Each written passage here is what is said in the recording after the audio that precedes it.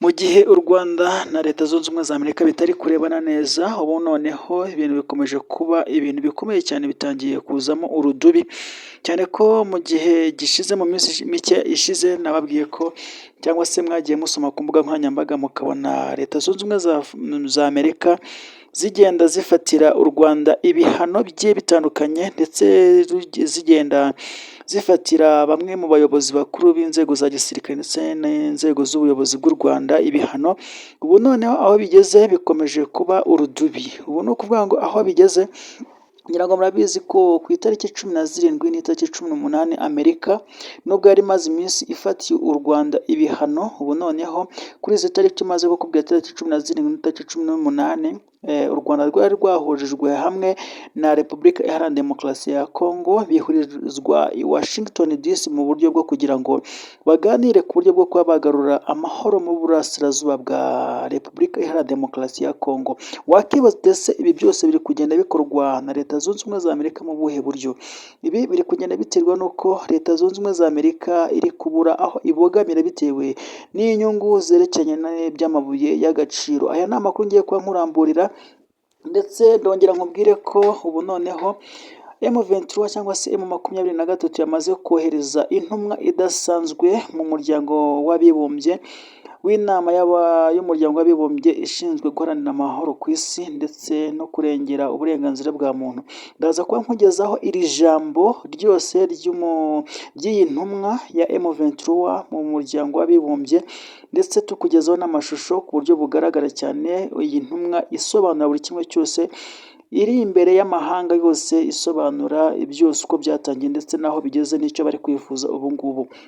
Ikindi buza kuba musobanura nanone ni uko M23 ikomeje kugenda yereka amahanga cyangwa se igenda isaba amahanga kugenda ashyira igitutu kuri Kisekedi kugira ngo barusheho kugenda bashyira mu bikorwa amasezerano yakorewe muri Leta Zunze Ubumwe za Amerika ndetse ari nayo tuvuga ko atigeze ashyirwa mu bikorwa, bikaba biri guteza impagarara ku buryo bukomeye cyane, cyane cyane ko byagaragaye ko u Rwanda rwagomba gukuraho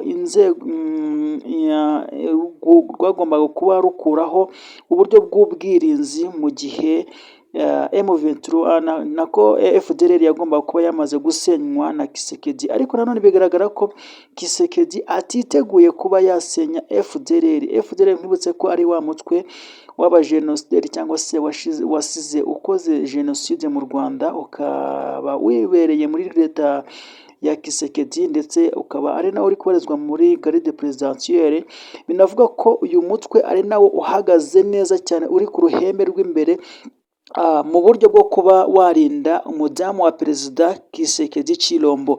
Ni ukuvuga ngo muri garde presidentielle uyu mutwe wa FDLR niho uri ndetse ari nayo mpamvu nkubwira ngo ari nayo mpamvu mubona umuhungu wa Habyarimana Jean-Luc Habyarimana nawe abasha kuba yakerekeza mu gihugu cya Repubulika Iharanira Demokarasi ya Kongo atikandagira, kubera ko aba azi neza ko hari urwego ruhagarariye umutekano ruhagaze neza. Bivugwa ko uyu mutwe bisa nkaho ari wo ufite umwitozo ukomeye ugereranije n'indi mitwe cyangwa se n'abandi basirikare bari ku butaka bwa Repubulika Iharanira Demokarasi ya Kongo.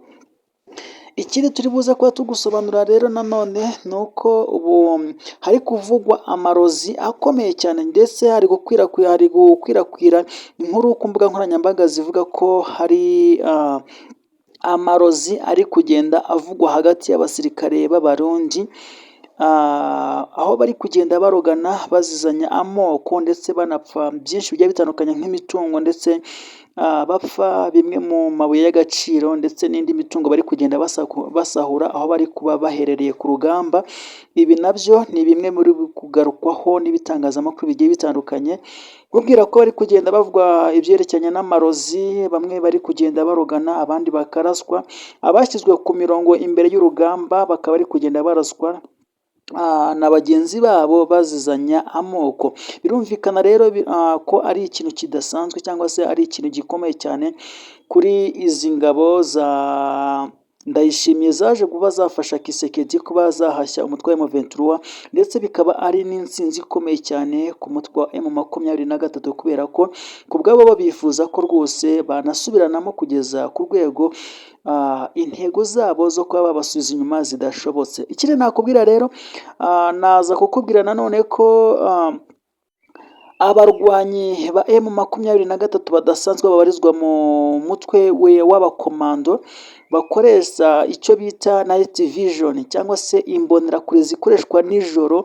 Ni rinete zimeze neza cyane zikoreshwa n'aba bakomando cyangwa se abanyadushoka babandi bitwaza udushoka, aho bamaze kwinjira mu mujyi wa Uvira bakagenda binjirira zimwe muri ni ukuvuga ngo bakagenda binjira amwe mu maburigade agiye atandukanye arindwa n'ingabo za Repubulika ya Demokarasi ya Kongo ndetse n'abandi banyangora, bagenda binjira kuri aya maburigade agiye atandukanye, bagenda babica ku buryo bukomeye cyane, ku buryo bivuga ko usibye ahitwa Mutamba naho ahandi hose bakaba bamaze kugenda bigarurira ibice bimwe na bimwe bikikije uyu mujyi wa Uvira, ku buryo bishoboka ko nyuma y'aya masaha turi kugenda tuvugana muri uyu mugoroba bishoboka ko andi masaha ari buze gukurikiraho turaba twumva inkuru idasanzwe y'uko bashobora kuba bamaze kwisubiza mu mujyi wa Uvira. Ibi birakorwa n'abandakava cyangwa se n'aba bakomando badasanzwe bari muri uyu mutwe w'abanyadushoka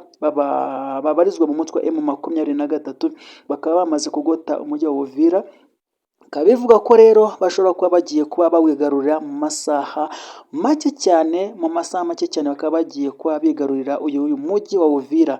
Aha ngaha rero ngo ikindi nakubwira ni uko mu gihe urugamba rugihinanye cyangwa se mu gihe urugamba rukaze cyane, ni uko bivugwa ko Perezida wa Angola ashobora kuba yamaze kugeza ubutumwa budasanzwe cyangwa se ubusabe bukomeye cyane busaba ko bamwe mu basirikare ba Angola bakagombye kuba babemerera kuba baca ku butaka bw'u Rwanda, cyane cyane ko bimwe mu bice cyangwa se bimwe mu bibuga by'indege bagombaga kuba baraje bagwaho cyangwa se baje bagaruhukiraho, ubu noneho byamaze gufatwa na M23 ndetse bakaba bigaragara ko nta handi hantu bashobora kuba banyura mu buryo bwo kugira ngo bisubirire iwabo.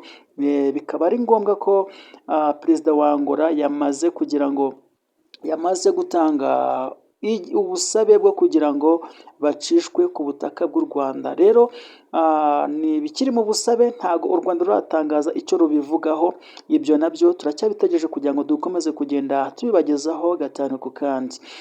Rero reka tubasabe kugira ngo noneho tubashyiriremo ya makuru cyangwa se ya mashusho ari kugaragaza M23 cyangwa se M23 iri mu muryango w'abibumbye, icyo basabye umuryango w'abibumbye n'icyo bifuza ku muryango w'abibumbye, banagaragaza buri kimwe cyose. Reka tugende tubasigiramo tubibagaragarize kugira ngo mubashe kugenda musobanukirwa byinshi bigiye bitandukanye, ko namwe mugende mwungukira ku makuru n'ibiganiro tugenda tubagezaho. Reka mbashimire mwese mwakomeje kugenda mukora subscribe, nawe utarayikora ndakwinginze kugira ngo ukore subscribe, kandi nanone kugira ngo dukomeje kugenda twaguka, reka nkusabe kugira ngo ugende ukora kuri like. Iyo ukoze kuri like natwe tubigiriramo inyungu cyane, kubera ko bituma dutera imbere, kandi iyo duteye imbere ni ishema ry'uko namwe rwose ari mwebwe dufite, kugira ngo tubashe kuva ku rwego rumwe tujya ku rundi.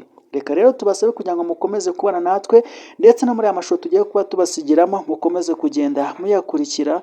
Reka mbashimire ko twabanye, kandi nkomeze mbashimire ko tugiye gukomeza kubana kugeza ikiganiro kirangiye, ndetse turi kumwe no mu bindi biganiro biri buze kuba bikurikiraho. Imana ikomeze kubaha ubuzima buzira umuze, kandi Imana ikomeze kubaha amahirwe masa.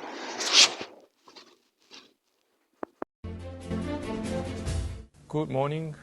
My name is Jean-Paul Shaka. I'm a senior advisor at Alliance Fleuve Congo, AFC M23.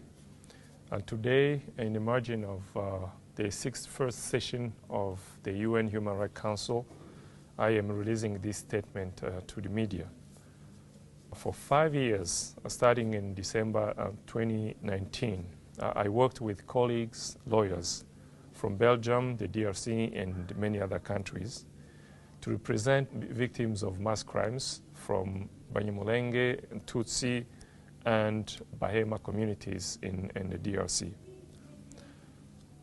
We traveled in different countries to listen to testimonies of victims. Mwaramutse neza, nitwa Jean Paul Shyaka, ndi umujyanama mukuru w'umuryango wa AFC M23. Uyu munsi ndi hano mu rwego rw'inama ya 61 y'umuryango w'abibumbye ishinzwe uburenganzira bwa muntu, nkaba ngiye kubashyikiriza itangazo rigenewe itangazamakuru. Ni mu gihe cy'imyaka 5 ishize guhera mu kwezi k'Ukuboza 2019 nakoranye n'itsinda ry'abanyamategeko baturutse mu Bubiligi muri Repubulika Iharanira Demokarasi ya Kongo ndetse no mu bindi bihugu byinshi. Intego yacu kwari uguharanira ndetse no gutanga ubufasha ku bahohotewe n'ibyaha ndengakamere byakorewe abaturage bo mu moko y'Abanyamurenge n'Abatutsi, Abahema ndetse n'abandi bo muri Repubulika Iharanira Demokarasi ya Kongo. Twagiye mu bihugu bitandukanye tuganira n'abarokotse, yewe rero n'abahuye n'ayo makuba, dukusanya ubuhamya bwimbitse. Twakusanyije ibimenyetso bitandukanye, amasaha amagana y'ubuhamya dushingiye ku gutanga ibirego ku bushinjacyaha bwa Repubulika Iharanira Demokarasi ya Kongo. Twahatanze ibyo birego byose ndetse no mu zindi nzego mpuzamahanga zirimo Ububiligi n'Urukiko Mpuzamahanga Mpanabyaha ICC. Kugeza uyu munsi nta dosiye n'imwe irigera na rimwe ikurikiranwa n'inzego z'ubutabera za Repubulika Iharanira Demokarasi ya Kongo. Inkuru z'abahohotewe ntabwo zikunze no kugera ku mpapuro za mbere z'ibinyamakuru. Ndibuka neza umugore uri mu kigero cy'imyaka 70 wo mu muryango w'Abanyamurenge muri Kivu y'Amajyepfo watubwiye uko yafashwe bugwate n'inyeshyamba za Wazalendo, agahatirwa kureba ku ruhande ndetse no kwambara uko yavutse. Icyo gihe yarahohotewe bimwe bikomeye cyane. Abakobwa be babiri barabica ndetse babica urw'agashinyaguro. Ntabwo babiciye aho ngaho gutyo gusa, ahubwo babanje kubafata ku ngufu ndetse no kubahemukira cyane. Hari n'undi mugore wo mu bwoko bw'Abahema wavuye mu ntara ya Ituri ajya muri Nairobi, aho twakiraga ubuhamya bwe. Icyo gihe yarokotse igitero cyahitanye abantu benshi, ariko we aza gusigara yaratakaje ukuboko ndetse ahatirwa nawe kureba uko abantu 6 bo mu muryango we bicwa imbere ye. Twaganiriye kandi n'abantu benshi bavuye mu byabo mu bice bya Masisi muri Kivu y'Amajyaruguru, baduha ubuhamya bukomeye bw'ihohoterwa n'iyicarubozo bakorewe n'ingabo za leta ndetse n'imitwe bafatanya irimo Nyatura na FDLR. Hari amashusho menshi cyane y'abakomeretse bagiye kuvurirwa mu bitaro byo mu mujyi wa Goma bazira gusa ko ari Abatutsi. Bababwiraga ko bagomba gusubira mu gihugu cy'u Rwanda iyo baturutse. Ni muri Kivu y'Amajyepfo imidugudu myinshi y'Abanyamurenge yarasenywe n'imitwe ya Mayimayi ifashijwe n'imitwe itandukanye irimo FDLR, ingabo z'u Burundi ndetse n'ingabo za Repubulika Iharanira Demokarasi ya Kongo. Ibi bikorwa by'ihohoterwa bikaba byarateje impfu nyinshi ku bihumbi n'ibihumbi by'abantu b'inzirakarengane. Abaturage benshi bakaba barataye ibyabo barahunga. Abenshi bahungiye mu bihugu by'abaturanyi birimo nk'u Rwanda, u Burundi, Kenya na Uganda. Ni mu ntara ya Ituri umutwe witwaje intwaro wa Kodeko umaze kurimbura imidugudu myinshi y'Abahema. Uyu mutwe wagabye ibitero byinshi cyane mu nkambi z'impunzi ziri imbere mu gihugu IDPS, bigatuma abantu ibihumbi n'ibihumbi bahasiga ubuzima, abandi benshi barakomeretse, abaturage benshi barahunze. Raporo zizewe zigaragaza ko habaye ihohoterwa rishingiye ku gitsina ryakozwe n'abo muri Kodeko n'abasirikare ba leta, gutwika inzu z'abasivile, kwica abantu mu buryo bwa kinyamaswa, harimo no kubatemagura biteye isoni n'agahinda.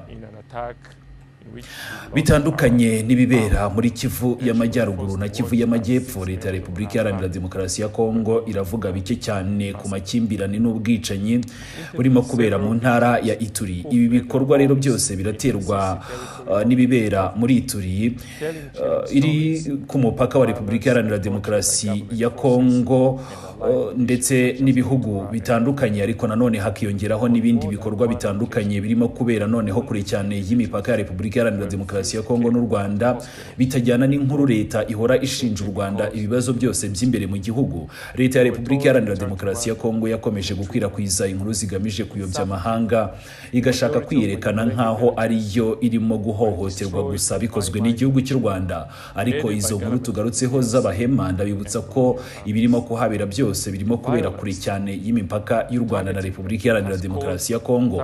Ikibazo kivuga ko Repubulika Iharanira Demokarasi ya Kongo iri mu ntambara kubera ibihugu by'abaturanyi ngo bishaka umutungo kamere wayo ni inkuru yubakiye gusa ku nyungu za politiki igamije gushaka impuhwe z'amahanga. Mu by'ukuri intandaro y'ihohoterwa muri Repubulika Iharanira Demokarasi ya Kongo n'urwango n'ivangura byubatswe mu buryo bwa politiki bigamije kwibasira amoko amwe n'amwe, cyane cyane Abatutsi, Abanyamurenge ndetse n'Abahema. Leta iyobowe na Perezida Felix Antoine Tshisekedi Tshilombo yakajije umurego mu gukoresha amakimbirane ashingiye ku moko nk'intwaro ya politiki.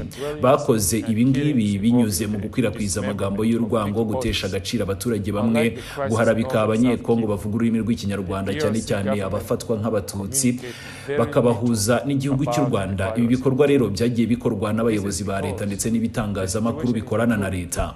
Leta ya Tshisekedi yahuye n'ibibazo bitandukanye byo gukomeza gushyira imbere imitwe yitwaje intwaro, nk'ubwo ngubwo Tshisekedi Tshilombo yahuguye imitwe yitwaje intwaro itandukanye, yayiha intwaro kandi ayitera inkunga mu buryo bufatika, kandi ikaba imitwe izwiho ingengabitekerezo y'urwango n'itsembabwoko. Iyi mitwe yahawe izina rya Wazalendo, ishyirwa imbere nk'abakunda igihugu, ariko irakoreshwa mu kwica abaturage, gushimuta abantu, gusenya inzu z'abasivile, gutwika insengero n'amashuri. Ibi byose rero byakorewe hamwe n'ingabo za leta ya Repubulika Iharanira Demokarasi ya Kongo. Perezida Tshisekedi yakomeje kohereza drone zakorewe mu Bushinwa, akazikoresha mu bice bituwe n'abaturage kure cyane y'ahari kubera urugamba. Ibi byateje impfu z'abasivile benshi, gusenya ibikorwa remezo by'ingenzi ndetse n'ibindi byaha ndengakamere. Ubukangurambaga bw'ibitangazamakuru buyobowe na Minisitiri w'itumanaho wa Repubulika Iharanira Demokarasi ya Kongo Patrick Muyaya bugamije guhisha ukuri, gucecekesha abahohotewe, kuyobya amahanga ku by'ukuri bibera mu gihugu. Ariko kandi nubwo bimeze bityo, ukuri kuzakomeza kugaragara ndetse no gutsinda. Perezida Tshisekedi ashyirwa ku mwanya wa mbere mu bagize uruhare ihohoterwa rikomeje kuba muri Repubulika Iharanira Demokarasi ya Kongo. Akajagari kari mu gihugu kashyize imbere kwikomeza ku butegetsi, kwikubira umutungo we n'umuryango we, aho gushyira imbere amahoro n'imibereho myiza y'abaturage. Ni mu gihe leta ishinja abandi ibibazo by'igihugu. Hari amakuru avuga ko umuryango wa perezida n'abo bafatanya basahuye umutungo w'amabuye y'agaciro mu ntara ya Luaraba, bingana byibura ngo na miliyari nyinshi cyane z'amadolari, kandi aya mafaranga ngo yanyujijwe mu mabanki ndetse no mu mitungo iri mu bihugu byo mu burengerazuba bw'isi ndetse no mu burasirazuba bwo hagati. Hari impamvu zigaragaza ko Perezida Felix Antoine Tshisekedi Tshilombo adashishikajwe no guhagarika intambara, kuko we nabo bafatanya barabyungukiramo ku kigero cyo hejuru binyuze mu kugura intwaro nyinshi ndetse no gukoresha amafaranga menshi mu bikorwa bya gisirikare, ariko nanone amenshi akajya mu mifuka yabo ntibihure neza n'ibiri kubera ku butaka. Ivangura n'itotezwa byabayeho muri Repubulika Iharanira Demokarasi ya Kongo mu gihe kirekire, aho hari abaturage bamwe bambuwe uburenganzira bwo kubaho, barahuzwa n'umutekano n'uburenganzira bwo kwitwa abenegihugu bitewe gusa n'ubwoko bwabo. Aho hose rero haba hakomeje kugenda habera akarengane, cyangwa se wenda ntabwo ahabera akarengane imbere mu gihugu cya Repubulika Iharanira Demokarasi ya Kongo havugwa cyane, ariko nanone ibyo bigatuma havuka umujinya, kwiheba ndetse no gushaka kwirwanaho. Abenshi mu bagize ihuriro AFC M23 bafite imiryango yabo imaze imyaka irenga 30 mu nkambi z'impunzi mu bihugu duturanye. Si uko gusa batabashije gusubira mu byabo kubera umutekano muke ukomeje guterwa n'imitwe yitwa intwaro nka FDLR na Nyatura, ahubwo leta ya Repubulika Iharanira Demokarasi ya Kongo bwayo yatangiye no gushidikanya ku bwene gihugu bwabo. Benshi mu basirikare bari mu ngabo za AFC M23 ubu mbere bakoreraga mu ngabo za leta ya Repubulika Iharanira Demokarasi ya Kongo FARDC nk'abasirikare bubashywe, gusa baje kuva muri izo ngabo igihe babonaga ko igihugu bakorera cyahindutse amacakubiri kandi cyabihindutse nabo ubwabo, cyabataye kandi gikomeje gutoteza imiryango yabo ndetse n'ababo. AFC M23 ishimangira ko atariyo yateje ikibazo cy'ihohoterwa muri Repubulika Iharanira Demokarasi ya Kongo, ahubwo ko ari ingaruka z'ubuyobozi bwananiwe inshingano zabwo ndetse n'umuco wo gufata bamwe mu baturage nk'aho ari abicanyi badafite uburenganzira bungana n'abandi. Ibyo byose nibyo byatumye uwo mutwe wiyubaka kandi ukomeza guharanira ko ibyo byose byahagarara. AFC M23 ishyigikiye igihugu cyubahiriza uburenganzira bw'ibanze bwa buri muturage wese, igihugu kidaharanira ivangura iryo ari ryo ryose kandi gitanga amahirwe angana kuri bose.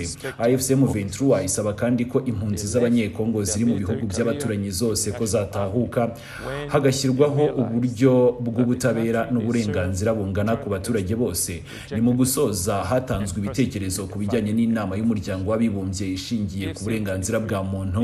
Ni mu mwaka ushize iyi nama yemeje imyanzuro ibiri yashyizweho ndetse bijyana komisiyo ishinzwe gutegura iperereza ku byaha bivugwa ko byakozwe muri Repubulika Iharanira Demokarasi ya Kongo. Nubwo AFC M23 ishyigikiye imbaraga zose zigamije gutanga ubutabera ku bahohotewe no kuryoza abakoze ibyaha, AFC M23 iragaragaza ko iyo komisiyo uko iteye ubu ngubu ntabwo yuzuza neza intego zayo n'inshingano. Isesengura ry'iyo myanzuro n'inyandiko zatanzwe mbere byerekana ko iyi komisiyo ishobora kuba idafite ukwizera cyangwa se credibility kandi ntabwo ikora mu buryo butabogamye cyangwa se impartiality. Ibi rero bikaba bishobora gutuma ubutabera buhinduka igikoresho cya politiki aho kuba inzira yo kugarura amahoro ya nyayo. Ahanini bijyanye n'iryo sesengura n'imyanzuro n'inyandiko zatanzwe mbere zerekanaga ko iyo komisiyo ko idafite nyine ukwizerwa cyangwa se ngibe ikora mu buryo bwiza, dore ko bagaragaza ko ikora mu buryo bubagamye. Hanyuma rero ingingo enye zitangwa nk'ibibazo by'ingenzi. Icya mbere ni ukwibanda kuri AFC M23 gusa. Iyo myanzuro isa n'ishyira AFC M23 ku mwanya wa mbere cyangwa se wenda nkaho ariyo nyirabayazana w'ibibazo byose, igasaba cyangwa se wenda igatesha agaciro uruhare rw'abandi barimo ingabo za leta ya Repubulika Iharanira Demokarasi ya Kongo, ingabo z'u Burundi, FDLR n'indi mitwe itandukanye. Nubwo nabo bagaragazwa muri raporo zitandukanye zirimo n'iz'umuryango w'abibumbye, ibi binyuranyije n'ihame ry'iperereza ridafite aho ribogamiye kuko ibisubizo bikwiriye gukurikira kandi bikajyana n'ibimenyetso. Sibyo rero kubanza gufatwa mbere y'iperereza. Icya kabiri, hari amakuru atariyo mu myanzuro. Hari ibirego bimwe na bimwe biri muri iyo myanzuro bishingiye ku makuru atariyo. Urugero ni nkaho imyanzuro ivuga ko AFC M23 yasenye ibikorwa remezo by'abasivile birimo nk'amashuri, ibitaro, gereza n'ibiro by'ubushinjacyaha. Ibi AFC M23 ivuga ko atari ukuri, ikavuga ko ibikorwa byayo ko bigamije ahubwo kubaka ubuzima bwiza bw'abaturage. Ivuga ko ibi bikorwa cyangwa se ibyo byose bivuzwe haruguru ko byangijwe n'ingabo za leta n'imitwe ibashyigikiye. Urugero ni nka gereza yo muri Goma na Bukavu, amashuri n'ibitaro byo muri Minembwe ndetse na Uvira. Naho icya gatatu ni igenamigambi rishingiye ku turere duke. Inshingano z'iyi komisiyo zigarukira gusa kuri Kivu y'Amajyaruguru na Kivu y'Amajyepfo. Ibi rero birashimangira inkuru ya politiki ivuga ko ibibazo byose bishingiye kuri AFC M23 n'u Rwanda, bikirengagiza ahandi nko muri Ituri ndetse no muri za Maindombe. Aho naho habereye ibyaha bikomeye cyane byemejwe n'imiryango mpuzamahanga. Ibi rero bishobora guca intege ubutabera bwuzuye. Naho icya kane ni ubutabera bugamye butanya abantu kurushaho. Uburyo bw'ubutabera bushidikanywaho ntabwo bushobora gukiza ibikomere by'abaturage cyangwa se wenda kunga abantu, ahubwo bushobora kongera amacakubiri, kutizerana. Iyo rero imyanzuro isubiramo ibirego bitari byo, itita ku byaha byose byakozwe n'impande zose, ubwizerwe buracika kandi ubutabera bugafatwa nk'igikoresho cya politiki. AFC M23 yemeza ko izakomeza gushyigikira ubutabera bwa nyabwo, ubutabera butabogamye ndetse n'ubutabera bugendera ku bahohotewe bose. Ntabwo ishingiye ku buryo bwose bw'ubutabera bwakoreshejwe mu nyungu za politiki z'ibihugu bikomeye, butagamije ukuri n'amahoro arambye muri Repubulika Iharanira Demokarasi ya Kongo.